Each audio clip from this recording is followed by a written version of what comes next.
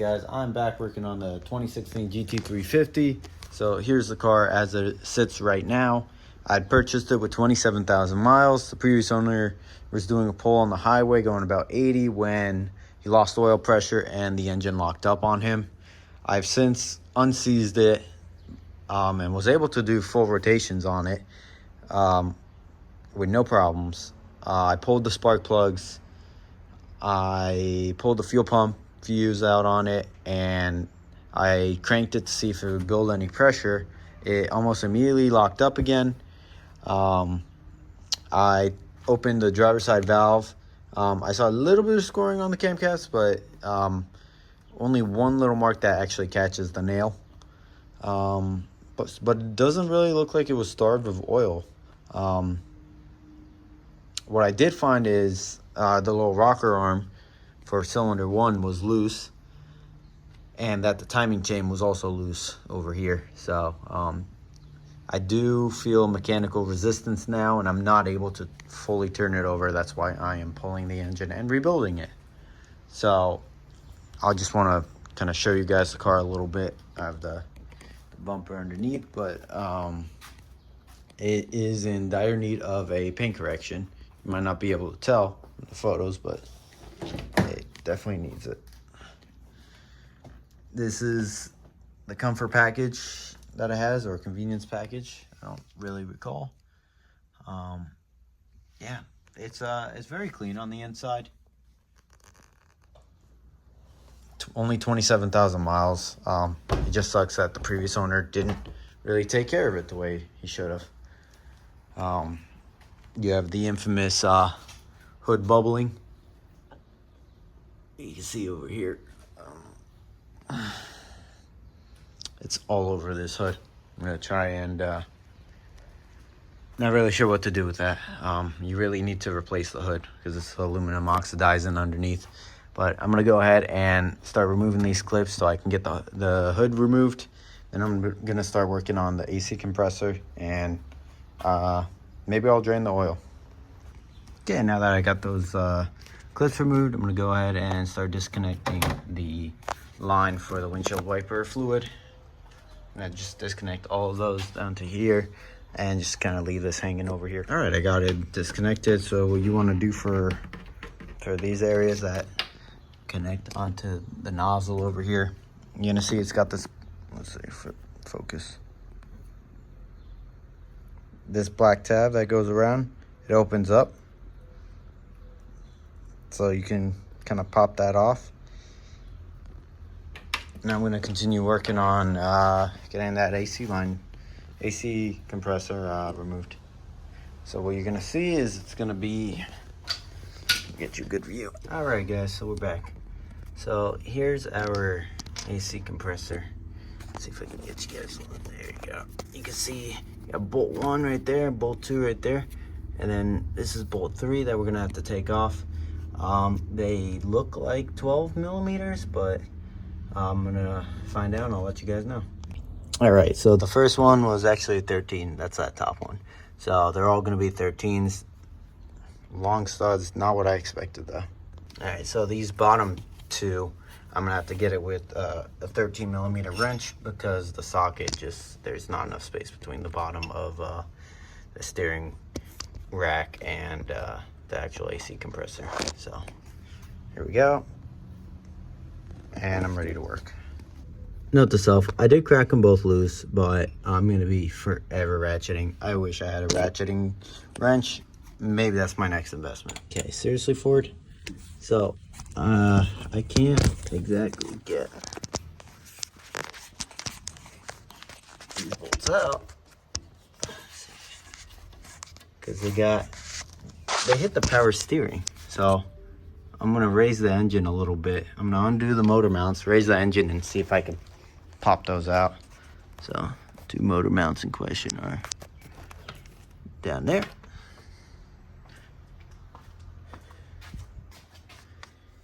And down there. All right, you can see that now I got the AC compressor loose. I'm just gonna kind of leave it sitting on that because I don't really need it to remove everything. So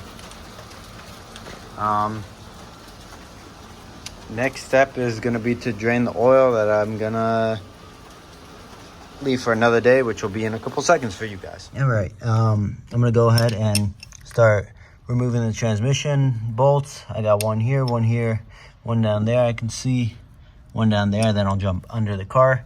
It's going to be a 13 millimeter ratchet. Not a lot of space. If I had a ratcheting wrench, it'd be a lot better, but I got a wrench, so this is what I'm going to work with. Okay, now that I have everything disconnected, hardest pain in the ass was this starter bolt right here. Luckily I had the AC compressor out, so I was able to get it from up top, but even then it was a struggle. What I did realize was for the transmission bell housing bolts, the 1/2-inch wrench actually worked the best on it. Nice and snug compared to I want to say it was a 13. Just a little less wiggle space. Not really sure why. I think everything should have been metric. I'm gonna go ahead and do an oil change now, and we'll get to see what the oil looks like. So I got my pan set up down there, and let's see if I can get you a better angle. Okay, so here it is. I don't really have a pan bigger than what I got, so I'm probably gonna have to put it back in after. Not horrible.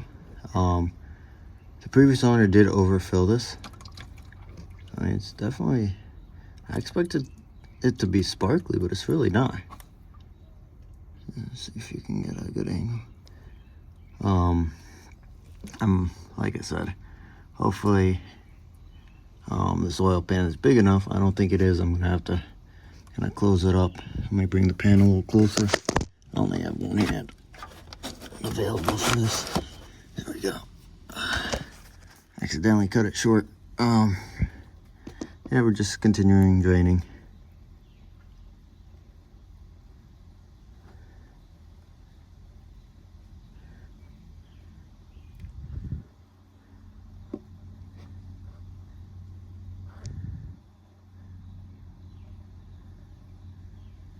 So it's not glittery like I thought it would be. This is odd. I'll come back. I'm gonna go ahead and undo the oil cooler lines. Looks like 2 10 millimeter bolts.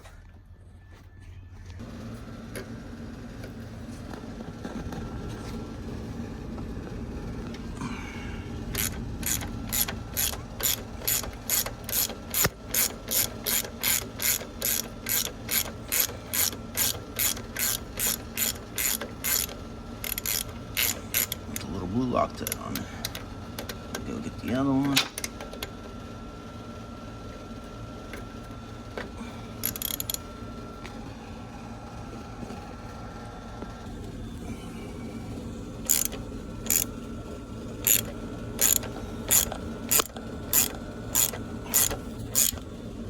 Okay, now that those lines are out, I'm going to clean the brace that goes under because it drips directly onto it.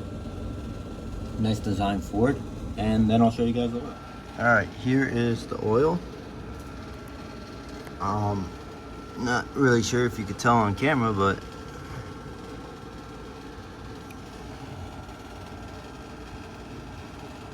doesn't look sparkly.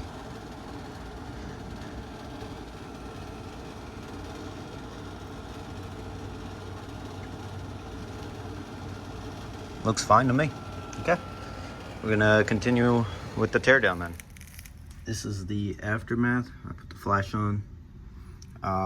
Other than some of the garbage that was in this oil pan, there's no sparkles.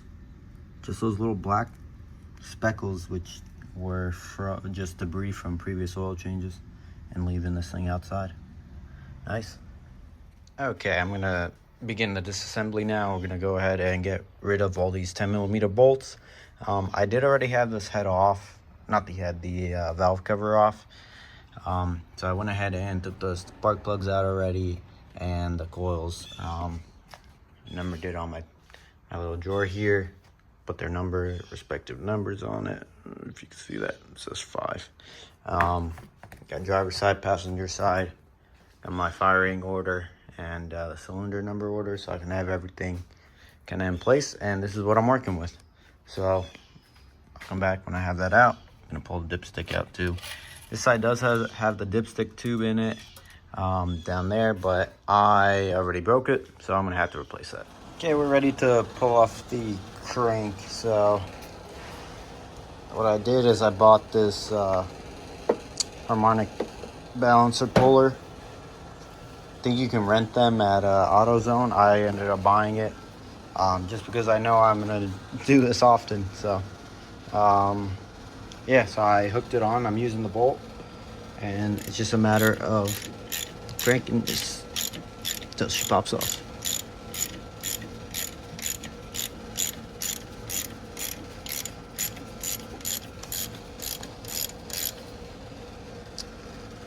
So I need to put the spacer on the back of that. Okay, we'll try again. Fucking fell off. Okay, third time's the charm.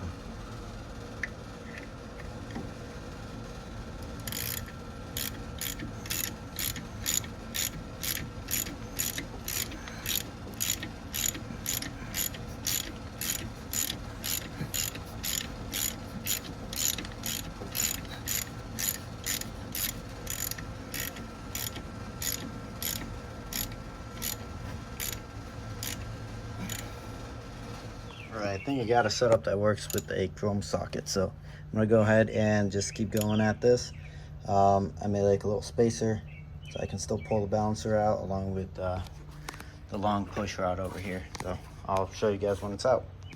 Alright, that's ready to be pulled off. Let me get the push rod out of there.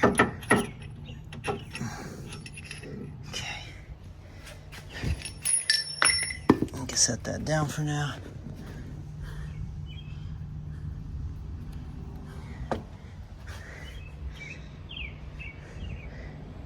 Rubber. This is gasket maker. What's it doing on the crank right there?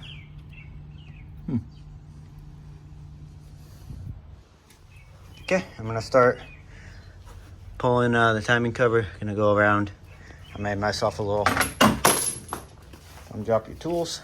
I made myself a little diagram. I'm gonna put all the bolts in that space. Now that all the front cover bolts are off, I'm gonna go ahead and remove the 4 that are on the oil pan. It's gonna be, I wanna say 4 10mm. This one's already out. This is just a stud with a nut on it. So I'll make sure I remove those before I pull it. I'm gonna go ahead, go into the car, see if we can even reach them.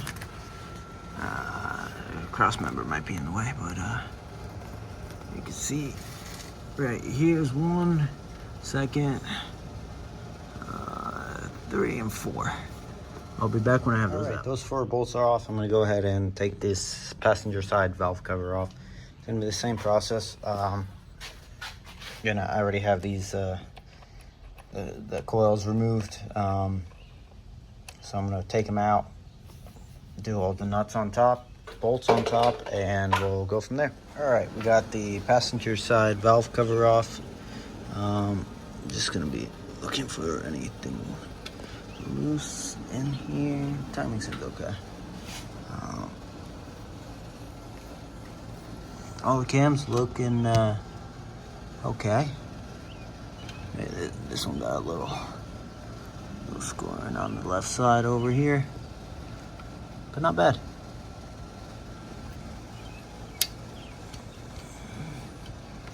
Let's see, hydraulic. They seem all okay too. So nothing really obvious sticks out right now. Gonna go ahead and pull the front cover, check the time. All right, got the timing cover off, and it looks like I found our culprit. That is your oil pump gear housing, and it is completely snapped.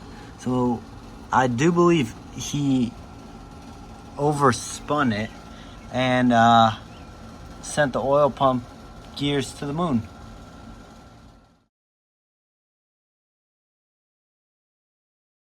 Alright, so we're going to go ahead and remove the timing. Unfortunately, I'm not able to rotate the engine to be at top dead center on the first cylinder. So this is where the timing's at right now. There's your white mark. Same thing on the sprocket. There you go.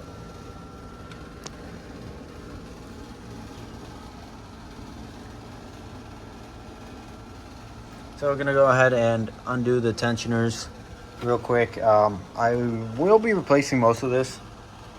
I haven't really decided yet. I know I definitely will need a new oil pump housing. We'll see what kind of damage I cause though. All right, now that I got the timing chains off, you can see the damage. So that's gonna be the next step. Not sure what I gotta do with this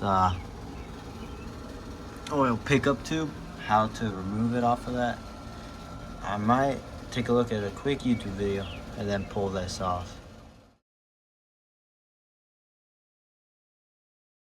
Alright, so I temporarily just threw the cover back on it, but I did end up removing that oil pan.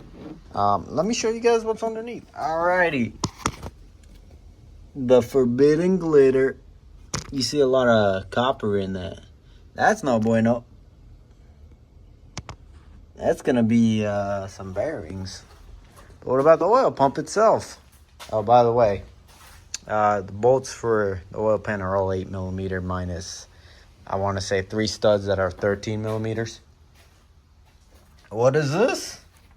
An oil pump that grenaded itself to pieces. There's a cover for it. Cover looks alright. Couple marks right there, but correct timing all throughout. That's no bueno. That's a hole right there. And the crack on top.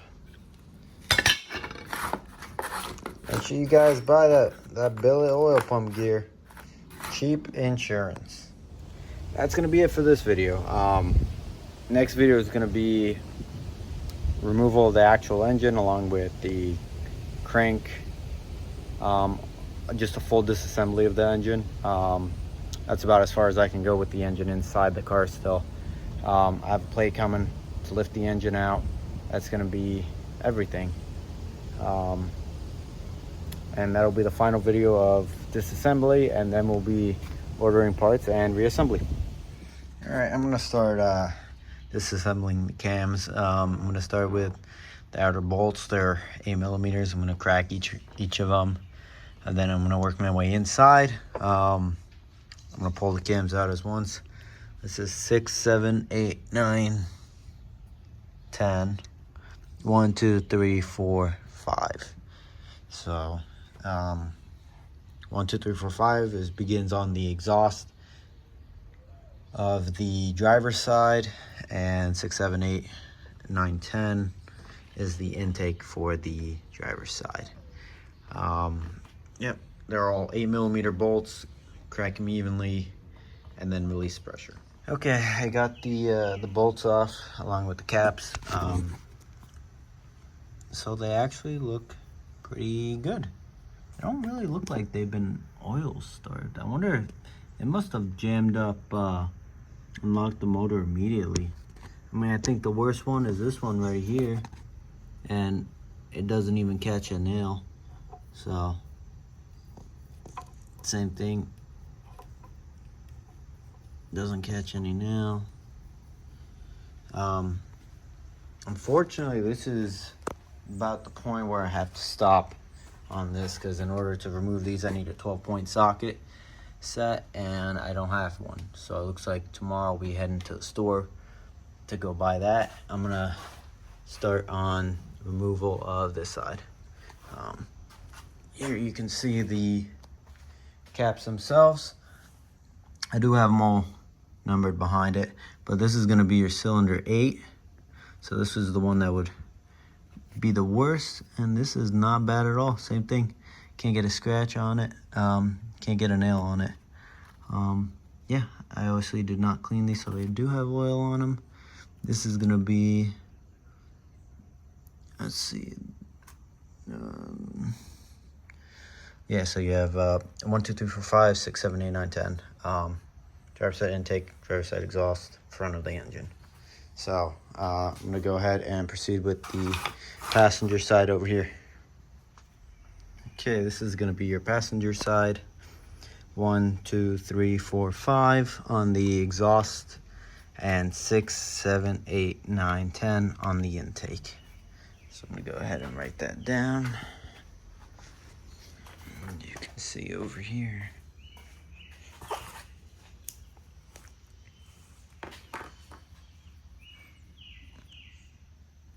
One, 2, 3, 4, 5, 6, 7, 8, 9, 10. Bear with me, I just learned my numbers last week.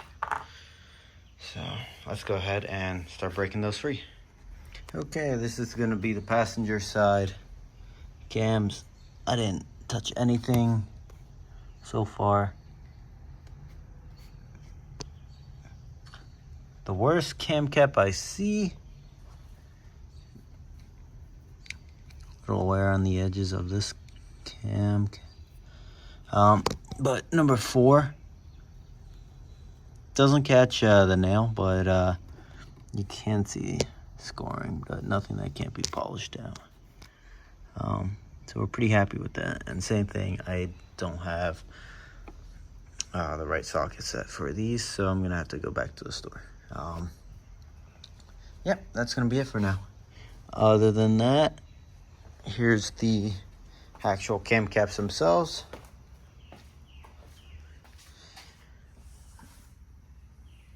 This is the number 4 that I was talking about.